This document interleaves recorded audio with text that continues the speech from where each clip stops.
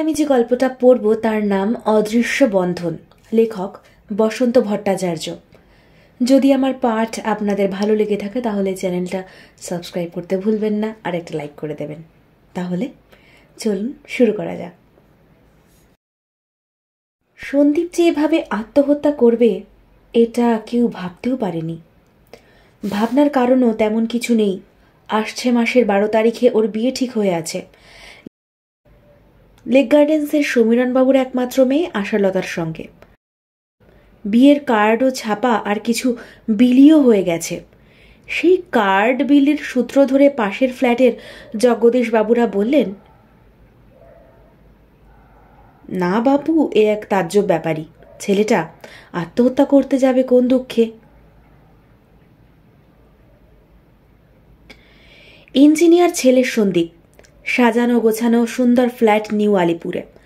4 তলা বাড়ির 3 তলায় 3 কামরার ফ্ল্যাট। ভেতরের ঘরে বৃদ্ধা মা সারাক্ষণই পুজো পাঠ নিয়ে থাকেন। এদিকটায় বড় একটা কেউ আসেন না, আর আসবেনই বা কার কাছে। ছেলে সন্দীপ 7 সকালে বেরিয়ে যায় কাজে, ফিরতে সেই 8-9 রাত। তারপর বিশ্রাম নিয়ে খেয়ে দিয়ে আবার বাড়িতেই কাজে বসা। অনেক রাত অবধি টেবিলে বসে কাজ করে সে। কচিত কখনো মা মলিনা দেবী রাতে উঠলে ওপাশ থেকে ওর ঘরের আলো রশ্মি দেখতে পান। আগে দরজায় টোকা দিয়ে ডাকতেন, কিরে দীপু, ঘুমিয়ে পড়েছিস নাকি? আলো জ্বলছে যে। সন্দীপ সাড়া দিত, না মা, কাজ করছি। এবার ঘুমোতো বাপু, অনেক রাত হয়েছে। মায়ের সস্নেহ আদেশ এলেও ঘুমোতো না সন্দীপ। আরও অনেক রাত অবধি জেগে থেকে কাজকর্ম করত। সে কথা মা নিজেও আন্দাজ করতে পারতেন, কিন্তু এসে আর বিরক্ত করতেন না। ভাবতেন, চলুক না কটা দিন, ঘরে বউ এলে সব আপনিই বন্ধ হয়ে যাবে। সেই ঘরে বউ আনা নিয়েই কত না নাটক হয়ে গেল। সেসব যেন উপন্যাসের পাতায় সাজানো গল্প। সন্দীপের বাবা হিমাংশুবাবু অসুস্থ অবস্থাতেই ওদের ওই নতুন ফ্ল্যাটে উঠে এলেন। বললেন, এবার তোকে বিয়ে দিয়েই আমার কাজ শেষ বাবা। লেখাপড়া শিখিয়েছি, চাকরি হয়েছে, যা হোক মাথা গোজার ঠাইও হলো। সায় দিয়েছিলেন মলিনা দেবীও। আমারও তাই মত। নলিনবাবুর মেয়ে জ্যোতির সঙ্গে বিয়েটা হলে খুব মানাবে। বিয়ের কথাবার্তা পাকা করার আগেই হিমাংশুবাবু হার্ট ফেল করলেন। নতুন বাড়িতে এসে প্রথমেই এহেন দৈব দুর্ঘটনায় আর যাই হোক না কেন জ্যোতিকে বউ করে ঘরে আনার কথা ভাবতে পারলেন না মলিনা দেবী। তারপর প্রায় 2 বছর চুপচাপ, কোনো কথা নেই মায়ের মুখেও। কথাটা একরকম খুঁচিয়ে বেশি করে যে উত্ত্যক্ত করত সে হলো পাশের ফ্ল্যাটের সীমা। সন্দীপ কাজে বেরিয়ে যাবার পরই মায়ের কাছে এসে বসত, সারাক্ষণ কাছে বসে থাকত। ওই বললে, মাসিমা, এবার ঘরে বউ আনুন, একা পড়ে পড়ে কতদিন থাকবেন? মলিনা দেবী বলতেন, দেখো না মা, ভালো একটা ঘর গেরেস্ত মেয়ে, কিচ্ছু চাই না আমি। হাসত সীমা, আপনি না চাইলেও তারা দেবে না কেন? সন্দীপ ঠাকুরপো আমার ইঞ্জিনিয়ার, সুন্দর সুপুরুষ, পাত্র হিসাবে একেবারে 1 নম্বর। এই কথাতেও নীরব থেকে মলিনা দেবী বলতেন, সে জানি না বাপু, ভালো মেয়ে আমার চাই, ব্যাস। সে তো 100 বার মাসিমা, ঠাকুরপোর সঙ্গে কি যাকে তাকে মানায়? তোমার একটা ছোট বোন থাকলে বেশ হতো সীমা, দুটিতে এক বাড়ির পাশাপাশি ফ্ল্যাটে থাকতে বেশ ভালো লাগতো। দীর্ঘশ্বাস বেরিয়ে আসতো সীমার কাছ থেকে। তার হলো না মাসিমা, বাবার একমাত্র সন্তান আমি, তবে আমি তো আপনার সঙ্গে সর্বক্ষণই আছি। সে থাকা নয় সীমা, একেবারে নিজের হয়ে থাকা। ভাবতে বসেন মলিনা দেবী। ততক্ষণে চুপ করে গেছে সীমা। ওর কথাটা বোধহয় কোনোভাবে সীমাকে আঘাত করেছে, সেটা সঠিকভাবে অনুমান করতে পারেন না তিনি। তবু বলেন, এই যে সারাটা বছর একা ঘরে তুমি থাকো, এটা তো আমারও খারাপ লাগে। দীপুর বউ হলে তুমিও তার সাথে সময় কাটাতে পারতে। মলিনা দেবীর কথায় যেন হুঁশ এলো সীমার। সত্যি তো, সারাটা বছর তাকে একাই ফ্ল্যাটে পড়ে থাকতে হয়। স্বামী পুলক রায় মেরিন ইঞ্জিনিয়ার, জাহাজে জাহাজে ঘুরতে হয়। সারা বছর শেষে একবার আসেন, মাসখানেক থেকে আবার যে সেই স্বামী চলে যায়, সীমারও রুটিন বাঁধা কাজ হয়ে যায়। পুলক আসার পরে সীমা কেমন যেন আনমনা হয়ে যায়। লোকটা সর্বক্ষণ বইপত্তর, হিসেবের কাগজ এসব নিয়ে আর হেড অফিস করেই সময় কাটিয়ে দেয়। কিছু বলার আগেই সীমার হাতে টাকার গোছ ধরিয়ে দেয়, আরও দেয় নানা ধরনের বিদেশি জিনিসপত্র।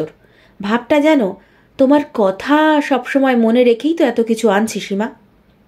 তবু সীমা থাকে, স্বামীর সঙ্গে সময় কাটায়, অবহেলিত শরীরটাকে নিয়ে নতুন জোয়ারে ভাসতে চায়। পুলক ব্যস্ততার মাঝেও অনেক কথা বলে ওকে, অনেক গল্প শোনায়, হিসেব দেখায়, চাকুরিকালের পরে সে কত কি করবে, ছবির পর ছবি দেখায় ওরই সব বিদেশি বন্ধু বান্ধবীদের।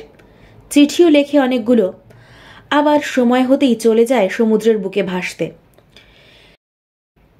সেই সীমায় কাগজে বিজ্ঞাপন দেওয়ালো সন্দীপকে নিয়ে, তারই বিয়ের বিজ্ঞাপন। খুশি হলেন মা, বললেন, তুমি একটু উদ্যোগ নাও মা, মনে করো তোমার দেওরের বিয়ে দিচ্ছ। এ কথায় হাসত সীমা। সে হাসি টেবিলে বসে কাজ করা সন্দীপকে স্পর্শ করত। অনেক চিঠি এলো বিজ্ঞাপনের জবাবে। বাছাই করে 20খানা চিঠিকে সযত্নে রাখল সীমা। ফটোও আছে, সেই সঙ্গে আছে নানা রকম প্রত্যক্ষ আর পরোক্ষ প্রলোভন। সীমার মুখের হাসি দেখে হাসি পেয়ে যেত সন্দীপের। সন্দীপ বললে, এত হাসবার কি আছে? সবচেয়ে মেরিলিন মনরো, এলিজাবেথ টেলর এসেছে, হাসবো না? বলো কাকে মা লিখবেন? ওসব আমি জানি না, সাফ জানিয়ে দেয় সন্দীপ। বেশ, তোমার কিছু জানতে হবে না, বিয়ের পিড়িতে বসতে হবে এটা জানো তো? সে দেখা যাবে। সন্দীপ সংক্ষিপ্ত জবাব দিয়ে কাজে ডুব দেয়। আর কিছু ওকে বলে না সীমা। যাবার আগে শুধু জানিয়ে যায়, মাসিমা যা করবেন তাতে কিন্তু পরে না করতে পারবে না। 3 নম্বর ফ্ল্যাটের মৌসুমীর সঙ্গে হঠাৎ করে ভাব হয়ে গেল সীমার। পাশের ফ্ল্যাটে অমন একটা প্রাণচঞ্চল মেয়ে আছে, এ যেন ওর সঙ্গে কথা না বললে জানতেই পারত না সীমা। ভুল করে পিয়ন একগাদা চিঠিপত্র ওদের ফ্ল্যাটে দিতে এসেছিল। মৌসুমী বললে, চিঠিগুলো আমাদের নয়। খবরের কাগজের পিয়ন তখন বেল টেপে সীমার ফ্ল্যাটের। ওই চিঠির বান্ডিলই সীমা আর মৌসুমীর মধ্যে যোগাযোগ ঘটায়। মৌসুমী আগ্রহ প্রকাশ করে, কাদের এত চিঠি বৌদি?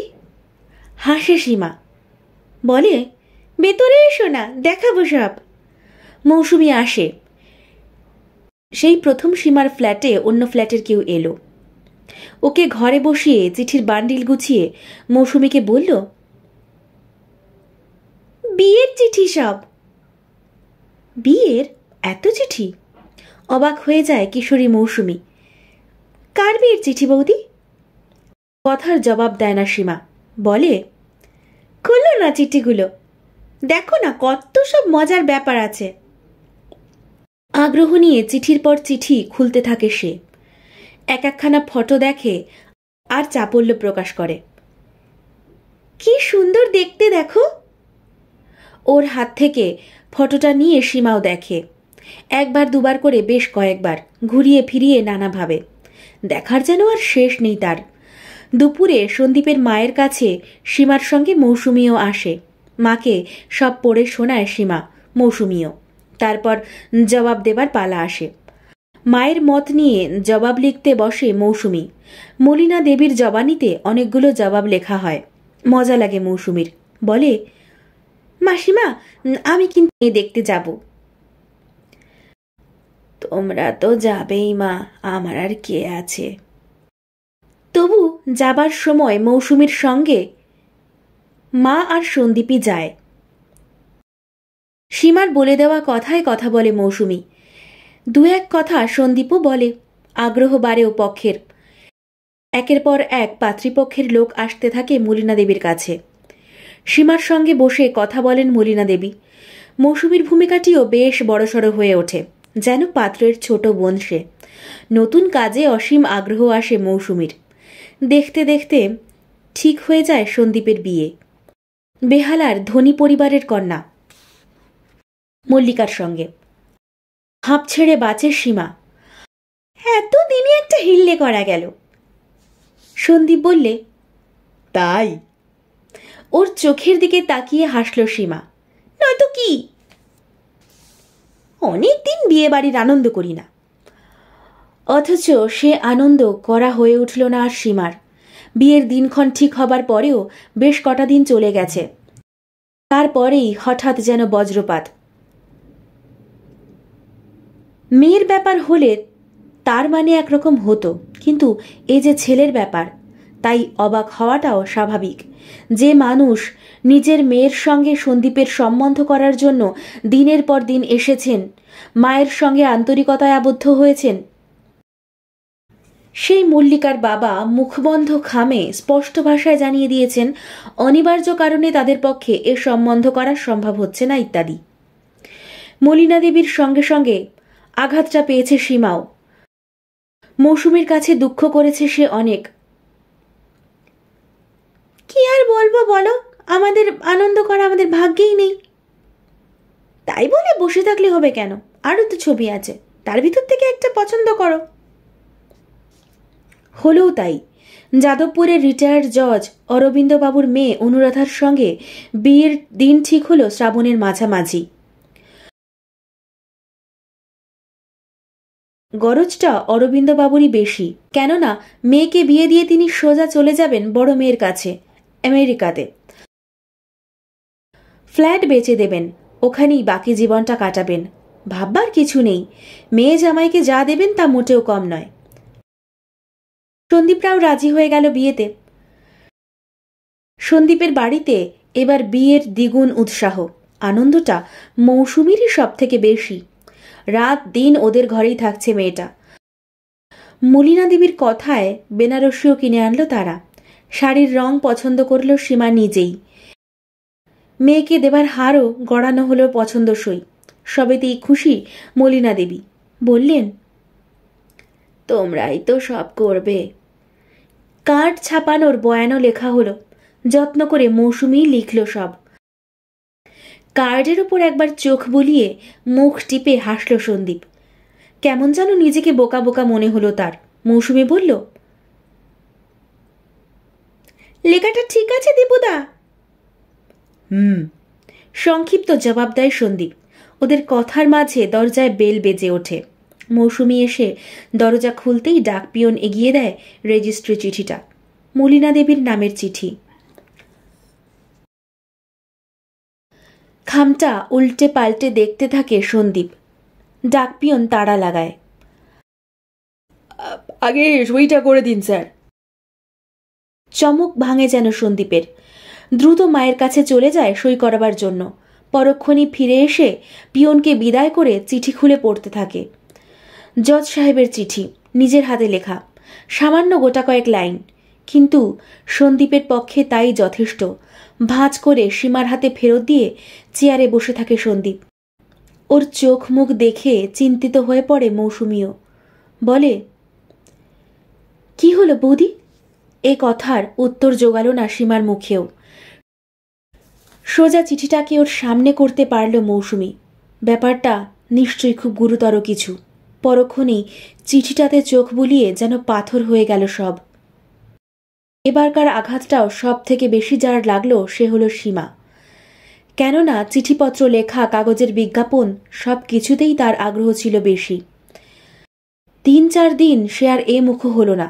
মৌসুমী ডাকতে গিয়েও ফিরে এলো।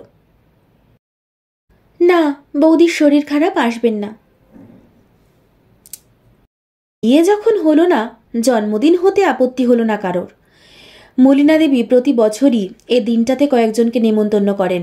এবারেও করলেন। অনেক ডাকাডাকিতে সীমা এলো মৌসুমীর সঙ্গে। হাতে একখানা বই আর কিছু ফুল, এসব আগে থেকেই মৌসুমীকে দিয়ে কিনিয়ে রেখেছিল। সন্দীপের হাতে তুলে দিয়ে বলল, ভালো আছো তো ভাই?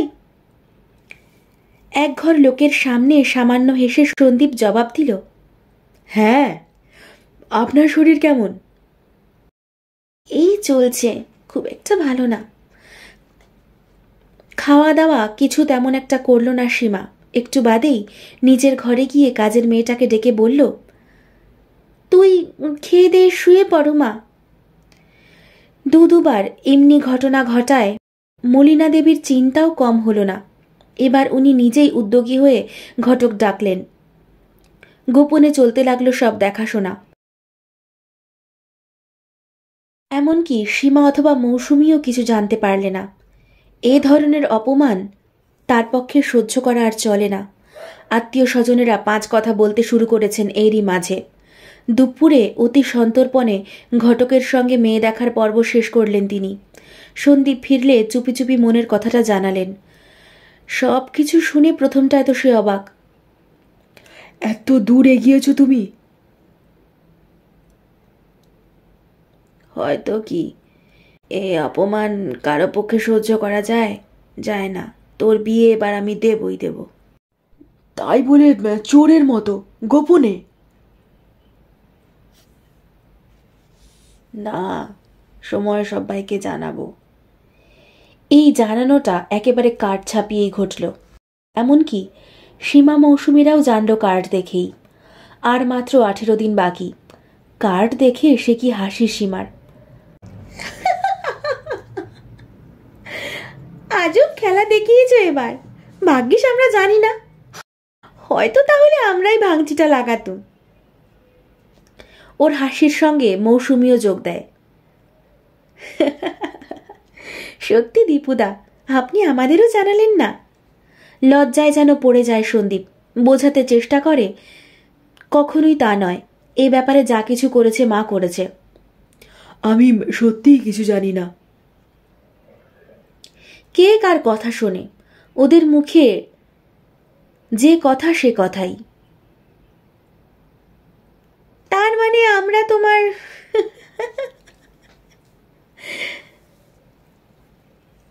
এরই মাঝে জোর পায় মৌসুমী। অমন করলে কিন্তু আমরা তোমার বিয়েতে কেউ যাব না। কি বলো বৌদি? সায় দেয় সীমা। বড় বড় চোখে ওর দিকে তাকিয়ে বলে, খুব স্টান্ট দিলে তাই না? তোমার বউকে এমন করে মগজ ধোলাই করে দেব না। আবারও সেই অদ্ভুত হাসি সীমার, সঙ্গে মৌসুমীরও। তারপর দিন 5 গেছে। না বললেও বিয়ের সব তত্ত্ব তালাশে মৌসুমী এসেছে, সীমাও। এবার মলিনা দেবীর যা কিছু আলাপ আলোচনা সব ওদেরই সঙ্গে। গোপনীয়তা এখন আর কিছু তেমন নেই। বিয়ে হচ্ছে, হবেই। পাছে কোনো অবাঞ্ছিত ঘটনা ঘটে যায়, সেজন্য বিয়ের কার্ডে পাত্রীর বাড়ির ঠিকানা নেই। আছে দক্ষিণ কলকাতার অভিজাত অঞ্চলের এক ভাড়াটে বাড়ির ঠিকানা, আর পাত্রীর পরিচয় আছে বর্ধমান নিবাসী ইত্যাদি। সীমা বললে, এবার আপনি সত্যি ভালো কাজ করেছেন মাসিমা। ওভাবে সবকিছু নাম ঠিকানা না থাকাই ভালো। চারদিকে যা সব শত্রুরের দল। মৃদু হেসে জবাব দিলেন মলিনা দেবী। তাই তো মা, এবারের পাত্রীর ঠিকানা দীপু নিজেও জানে না। খুব ভালো কথা মাসিমা। খুশি হয় সীমা। বিয়ের ব্যাপার নিয়ে 2-1 করে আত্মীয় স্বজনের আসা যাওয়া শুরু হয়েছে। ক্রমে ব্যস্ততা বাড়ছে মলিনা দেবীর। দিনের বেলাটা বেশিরভাগ সময়ই ওদের সঙ্গে কথা হয় তার। বন্ধু বান্ধবদেরও নিমন্ত্রণ করা প্রায় শেষ করে এনেছে সন্দীপ। সবথেকে খুশির ব্যাপার হলো সীমা বৌদির স্বামীর হঠাৎ করে চলে আসাতে। মলিনা দেবী হাসি মুখে বললেন, আপনাকে কিন্তু বরকর্তা হয়ে যেতে হবে, মনে থাকে যেন। পুলক রায় কথা বলে কম, তবু তিনি বললেন, যদি থাকতে পারি অবশ্যই আপনার আদেশ পালন করব। সন্দীপ আমার ভাইয়ের মতন, তবে বোধ হয় থাকতে পারবো না। বাধা দেয় সীমা। কটা দিন ছুটি জাহাজ ছেড়ে দেবার কথা হলে যেতেই হবে। তাই বলে ভাইয়ের বিয়েতে? নিজের বিয়ে হলেও সম্ভব নয় সীমা। এরপর আর কোনো কথা বলার থাকে না সীমার। আর বলা নেই কওয়া নেই, পুলক রায়ও বিয়ের ঠিক 7 দিন আগে জরুরি টেলিগ্রাম পেয়ে কলকাতা ছাড়লেন। সীমার কিছু আর বলার থাকে না। মলিনা দেবীও মনে মনে মেনে নেন সব কিছুকে। ঠিক তার একদিন পরেই সন্দীপ আত্মহত্যা করল। তাছাড়া নিজের অফিস ঘরে ইজি চেয়ারে সে দিব্যি শুয়ে আছে চোখ বন্ধ করে, দুহাত কোলের কাছে জড়ো করা, চোখ বন্ধ, ঠোঁট জড়ো করা, জামার পকেটে ছোট্ট একটা চিরকুট, তাতে সন্দীপের নিজের হাতে লেখা, আমার মৃত্যুর জন্য কেউ দায়ী নয়, সন্দীপ চট্টোপাধ্যায়, 6/8/85। দেখতে দেখতে কথাটা ছড়িয়ে পড়ল ওদের ফ্ল্যাট বাড়িতে। খবর শুনে আঁতকে উঠলেন পাশের ফ্ল্যাটের মৌসুমীর বাবা আদিনাথ বাবু। দরজায় ভেতর থেকে তালা লাগালেন, যাতে কেউ আসা যাওয়া করতে না পারে। কাজ কি বাজে ঝামেলায় জড়িয়ে গিয়ে? তাছাড়া মেয়ে মৌসুমীর মাঝে ওদের সঙ্গে ঘনিষ্ঠতাও খুব বেড়েছিল, তার জন্য এখন আবার খেসারত না দিতে হয়। স্ত্রীর সঙ্গে কথাবার্তা বলে আদিনাথবাবু তাই ঠিক করলেন আপাতত কারোরই তালা খুলে বাইরে যাওয়া চলবে না, নেহাত প্রয়োজন হলে তিনি নিজেই যাবেন, মৌসুমীকে একদম ছাড়বেন না। তিনি ভাবলেই তো আর তা হয় না। যথাসময়ে পুলিশ এলো, সবকিছু খুঁটিয়ে দেখে নিয়ে বডি পোস্টমর্টেমে পাঠালো। তারপর শুরু হলো তদন্ত। মায়ের কাছ থেকে তেমন কোনো কারণ খুঁজে পেল না পুলিশ। মায়ের একমাত্র পিতৃহারা ছেলে, আত্মহত্যা করার কোনো কারণই থাকতে পারে না। তবু নাছরবান্দা পুলিশ। অফিসার অক্ষয় শিকদার হাজার প্রশ্নের পালা তুললেন মায়ের কাছে। কোথায় চাকরি করত, কোনো প্রেমিকা আছে কিনা, নেশা ভাঙ করত কিনা, কারো সঙ্গে ঝগড়া বিবাদ ছিল কিনা, জুয়া খেলত কিনা। এক কথায় সব কিছুকেই নস্যাৎ করে দিলেন মলিনা দেবী। পুত্রশোকের মধ্যেও সমস্ত কথার জবাব ঠান্ডা মাথাতেই দিয়ে প্রথম যাত্রা ওদের সবাইকে বিদায় করলেন। নিজের মনেও হাজার প্রশ্ন, তার কোনো সদুত্তর তিনি পেলেন না। সত্যিই তো, এমন কি কারণ ঘটল যাতে করে সন্দীপকে আত্মহত্যা করতে হলো? পকেটে রাখা চিরকুটখানা যে তার ছেলের নিজের হাতে লেখা, এটুকু তিনি নিজেও দেখেছেন। কিন্তু কেন? এই কেনর জবাব নিয়েই তোলপাড় হতে লাগলো ওদের সদৃশ্য ফ্ল্যাট বাড়ি। পরদিন সকালই পুলিশ এলো। অক্ষয়বাবুর চোখ মুখে গাম্ভীর্য। কড়া নাড়লেন অনাদিবাবুর ফ্ল্যাটের। দরজা খুলে হাউমাউ করে কেঁদে ফেললেন অনাদিবাবু।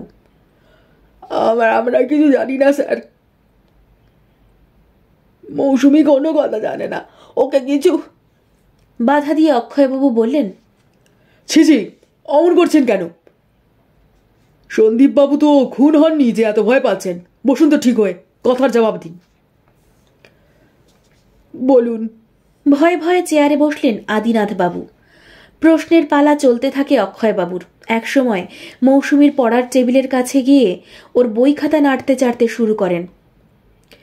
এসব তোমার বই খাতা? হ্যাঁ, জবাব দেয় মৌসুমী। ক্লাস 10-এ পড়েও স্যার, যোগ করেন আদিনাথবাবু। টেবিল থেকে একখানা খাতা খুলে অক্ষয়বাবু বললেন, এটা তোমার হাতের লেখা মৌসুমী? হ্যাঁ, আমিই লিখেছি। পকেট থেকে এক গোছা চিঠি বের করলেন তিনি।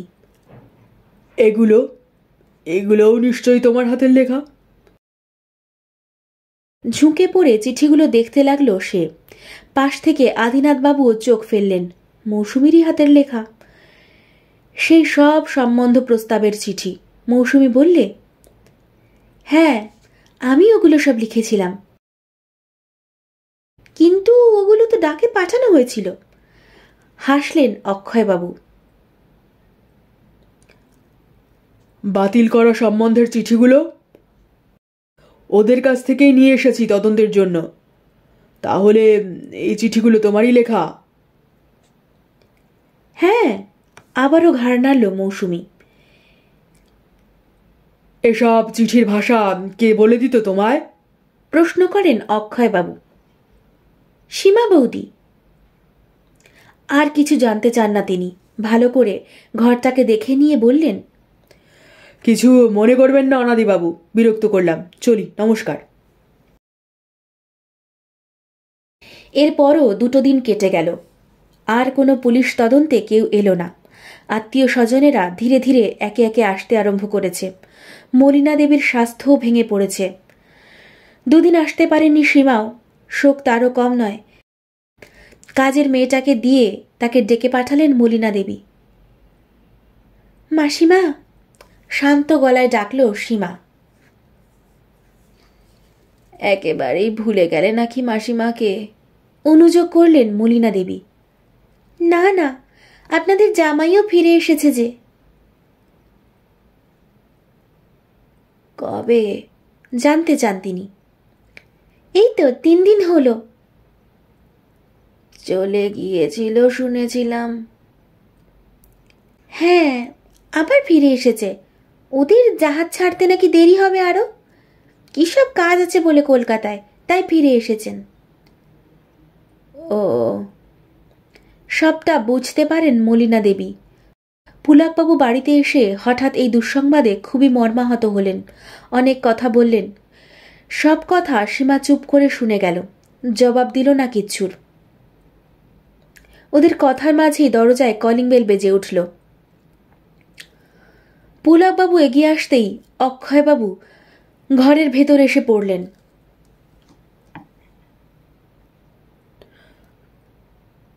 আপনি? আমি পুলক রায়, ফ্ল্যাটের ওনার। পরিচয় দিয়ে চেয়ারে বসলেন অক্ষয়বাবু। আপনাকে কয়েকটা প্রশ্ন করতে চাই সন্দীপবাবুর ব্যাপারে। আমাকে? আমাকে কেন? ওর সুইসাইডের সঙ্গে আমার কি সম্পর্ক আছে? বছরে কতদিন বা আমি বাড়িতে থাকি? আমরা জানি পুলকবাবু, তবু কিছু জানার আছে, মানে নমিনাল কোশ্চেন। বেশ, করুন। নিজের চেয়ারে বসলেন পুলকবাবু। সীমার দিকে তাকিয়ে বললেন, এদের জন্য একটু কফি করতে বলো না সীমা। সীমা চলে যায় ভিতরে। কিছু জানার আগে পুলকবাবু বলেন, সন্দীপ এভাবে কেন মরতে গেল বলুন তো? নিয়তি, বুঝলেন তো? সংক্ষিপ্ত জবাব দেন পুলকবাবু। তারপরই প্রশ্ন থাকে অক্ষয়বাবুর। এত সব সুন্দর সুন্দর বোতল রেখেছেন, বেশ শৌখিন লোক তো আপনি। ওহ, ওগুলো ফরেন লিকারের বোতল। সীমার খুব পছন্দ, সাজিয়ে রেখেছি। ড্রিঙ্কটা আপনি খেয়েছেন তো? হ্যাঁ, এখানে থাকলে মাঝে মধ্যে খাই।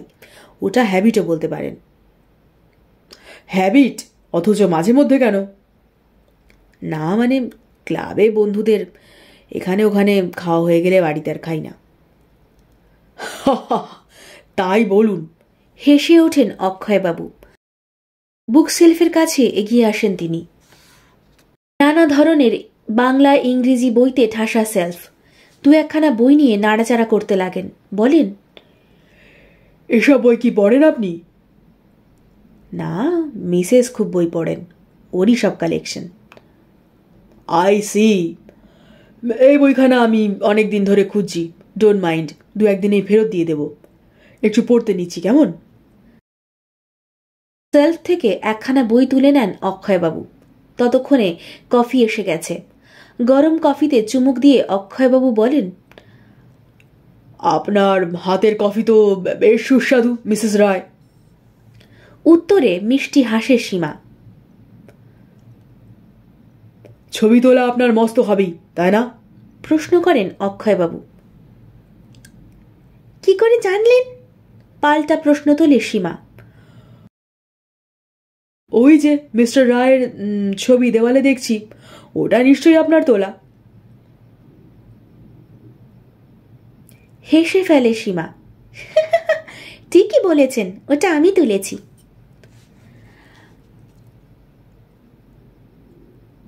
আর আপনার ওই সব ছবি বিভিন্ন পোশাকের ডিফারেন্ট স্টাইলে, ওগুলো নিশ্চয়ই মিস্টার রায় তুলেছেন। ও তুলবে, অত সময় কোথায়? না না, ওসব আমার তোলা নয় মিস্টার। শিকদার, আমার নাম অক্ষয় শিকদার। কার তোলা ওইসব ছবি? সেলফ ক্যামেরাতে আমার মিসেস নিজেই তুলেছেন বলতে পারেন। আই সি, খুব ইন্টারেস্টিং তো। হ্যাঁ হ্যাঁ, ওটা আমার হবি। খুব ভালো কথা মিসেস রায়, ছবিগুলো কিন্তু আপনার দারুণ হয়েছে, অ্যাঙ্গেলগুলো ফাইন। শুধু মুচকি হেসে ওঠে সীমা। চমক ভাঙে অক্ষয়বাবুর কণ্ঠে। কিছুদিন আগে আপনার সঙ্গে আপনার স্ত্রীর কথা কাটাকাটি হয়েছিল, মনে পড়ে? কথা কাটাকাটি? ঠিক মনে পড়ছে না তো। একটু মনে করে দেখুন না। আপনি টেলিগ্রাম এসেছে বলে বাড়ি থেকে চলে গেলেন, আর সেদিন রাতেই সন্দীপবাবু আত্মহত্যা করলেন। অথচ আপনি কিন্তু কলকাতা ছেড়ে যাননি, আত্মগোপন করেছিলেন। মিথ্যে কথা, ইটস আ লাই। আপনি মিথ্যে বলছেন মিস্টার শিকদার, প্রতিবাদ করে ওঠেন পুলকবাবু।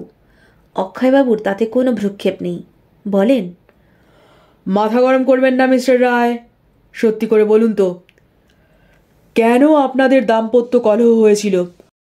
আর মিসেসেরই বা মন খারাপ কেন ছিল সারাদিন? আমার কিছু জানা নেই, বিরক্তি প্রকাশ পায় পুলকবাবুর কণ্ঠে। তাহলে আপত্তি না থাকলে আপনি বলুন না মিসেস রায়। সন্দীপবাবু মারা যাবার দিন, আই মিন সুইসাইড করার দিন আপনার মন খারাপ। হ্যাঁ, মানে সকাল থেকেই কেন মন খারাপ ছিল? তার মানে আপনি কি জানতেন যে ওই দিনই উনি সুইসাইড করবেন? না, কখনো না। আমি আবার ওসব কি করে জানবো? ভালো কথা।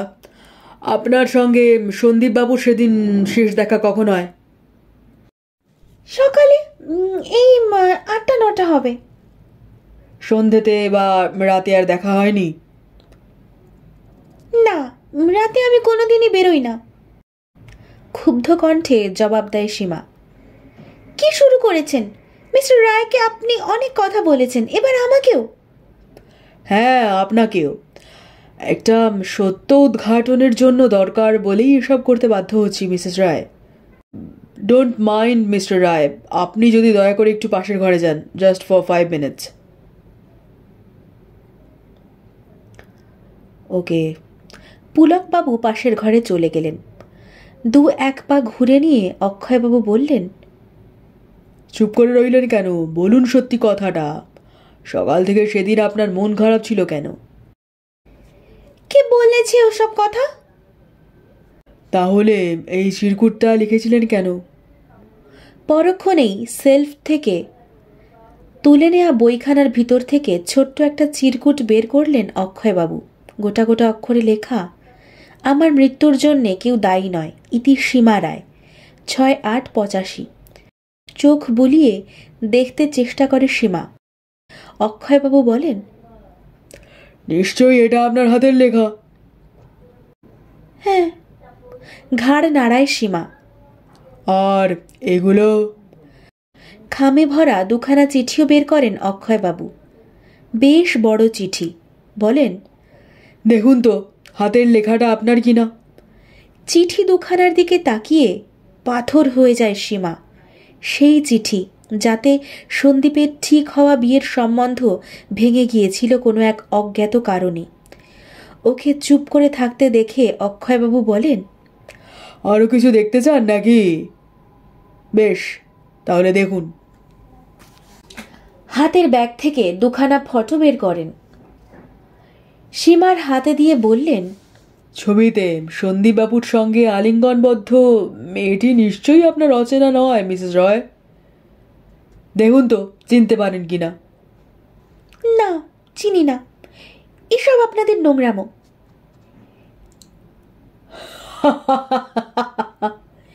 হেসে ওঠেন অক্ষয়বাবু।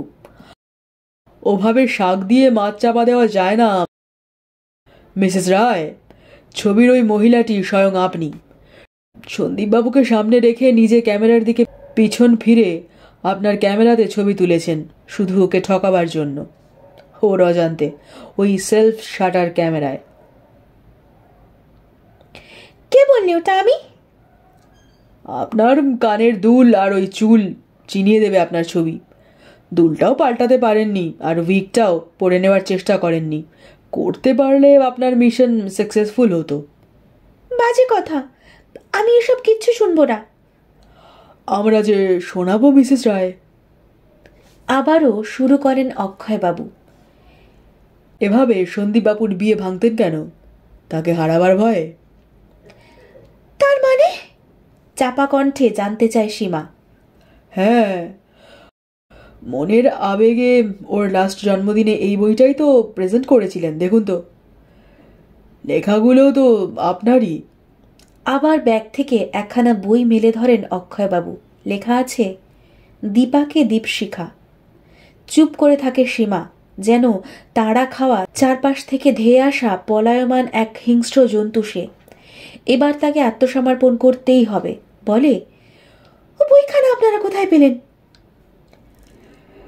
যেখানে ফরেন লিকারের বোতলটা আপনি লুকিয়ে রেখেছিলেন সেখানেই পেয়েছি, সন্দীপের টেবিলের পিছনে সেলফের মধ্যে। মেঝের দিকে তাকিয়ে থাকে সীমা, যেন অনেক কিছু ভাবতে চায়। চমক ভাঙে আবার অক্ষয়বাবুর কথায়।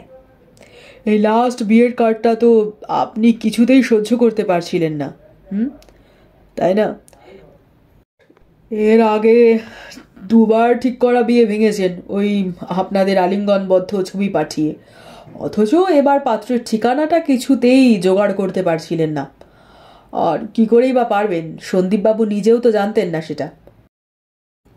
এ কথারও কোনো জবাব দেয় না সীমা। অক্ষয়বাবুই আবার মুখ খোলেন। সন্দীপবাবুর সঙ্গে গভীর রাতে তার ঘরে বসে গোপনে দেখা করাটা আপনার রোজগার ব্যাপার ছিল, তাই না? দুজনে অনেক রাত অবধি একসঙ্গে ড্রিঙ্ক করতেন, তারপরে একসঙ্গে। চোখ নামায় সীমা। কথাটা আর উচ্চারণ করেন না অক্ষয়বাবু, শুধু বলেন, এবার বুঝতে পেরেছিলেন সন্দীপের কাছে সত্যি সত্যি অন্য মেয়ে আসছে, আপনি বাদ পড়ে যাচ্ছেন, তাই না? তাই ওকে আপনি খুন করলেন। না, প্রতিবাদ করে সীমা। অনেক করে আমি ওর কাছ থেকে ঠিকানাটা জানতে চেয়েছিলাম, কিন্তু ও দেয়নি, দিতে চায়নি। বলেছিল বিয়েটা মিটে যাক, তারপর দেবে। তারপর? আগ্রহ দেখান অক্ষয়বাবু। সেই মুহূর্তে আমার চোখের সামনে সব কিছু অন্ধকার হয়ে গেল। ভাবলাম জীবনে কোথাও হারিনি, এবারেও হারবো না। কি করলেন? সকাল থেকে মন খারাপের অ্যাক্টিং করলাম, চিরকুটে লিখলাম ওইসব আত্মহত্যার কথা। তারপরে ওটা দীপের নজরে আসতেই ও কেমন ব্যঙ্গ করে উঠল, যেন ওসব কিছুই না, আমি ওসব কিছুই করতে পারি না। তারপর? বললাম, আমি তো বাস্তবে ও কাজটা করতে পারি, আর তুমি কাগজে লেখার সাহসটুকুও রাখো না। কথাটাতে ওর পৌরুষে ঘা লাগলো। তক্ষুনি পেন দিয়ে নিজের প্যাডে আমার মতন করেই ওর আত্মহত্যার কথা লিখলো, তারিখও দিল। এবার সেটাই আপনি কাজে লাগালেন? হ্যাঁ, অনেক অসাধ্য সাধন করে ওকে আমি পেয়েছিলাম, অন্য কারোর কাছে দিতে পারবো না বলেই। থামল সীমা। আপনি নতুন করে সেই রাতের অভিসারে আবার অ্যাক্টিং করলেন? হ্যাঁ, একটু একটু ফরেন লিকার আমরা খেতাম, ওটা আমাদের খুব প্রিয় ছিল। সেদিন রাতেও খেলাম, ওকে বেশ আদর করলাম। ও একেবারে পাগল হয়ে গেল, আবারও ড্রিঙ্কস চাইলো, আর তখনই আমি বিষটা মিশিয়ে দিলাম। ও খেলো। বললাম, ঘুমিয়ে পড়বে যে, আগে আমি চলে যাই, দরজা বন্ধ করে দাও। সন্দীপবাবু তাই দিল, আর আপনি চলে আসার আগে ওর পকেটে ওরই লেখা চিরকুটখানা যত্ন করে রেখে এলেন, তাই না? হ্যাঁ। আপনাদের এই গোপন অভিসারের কথা কেউ জানতো না? না, তবে একদিন মৌসুমি হয়তো কিছুটা আন্দাজ করেছিল। সেদিন বাচ্চা ছেলের মতো আবদার করছিল দীপ। ওকে কাটিয়ে আসতে যেতেই হঠাৎ করে মৌসুমীর মুখোমুখি হয়ে গিয়েছিল, মুখে গন্ধও পেয়েছিল ও। কথাগুলো শেষ করেই হঠাৎ ঝরঝর করে কেঁদে ফেলল সীমা। বিশ্বাস করুন,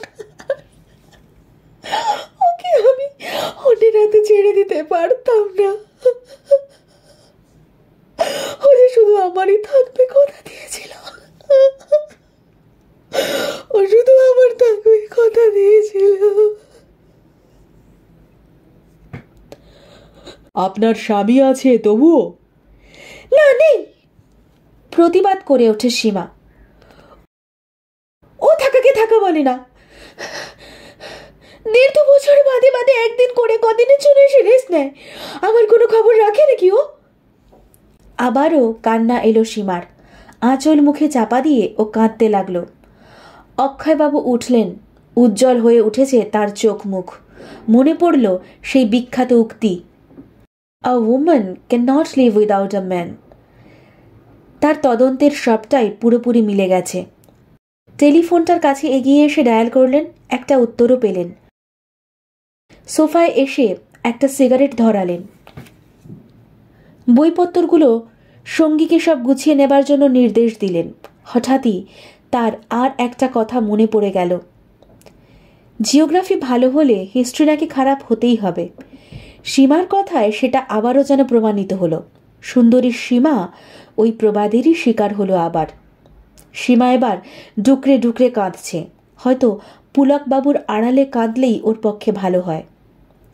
এখন ওর অনুপস্থিতিটাই সীমার বড় দরকার। বাইরে পুলিশ জিপের হর্ন বাজছে। শেষ হলো বসন্ত ভট্টাচার্যের লেখা গল্প অদৃশ্য বন্ধন। কেমন লাগলো গল্প জানাতে ভুলবেন না। সবাই ভালো থাকবেন, ভালো রাখবেন। দেখা হবে নতুন একটা গল্প নিয়ে নতুন একটা পর্বে। আজ তাহলে আসি, টাটা।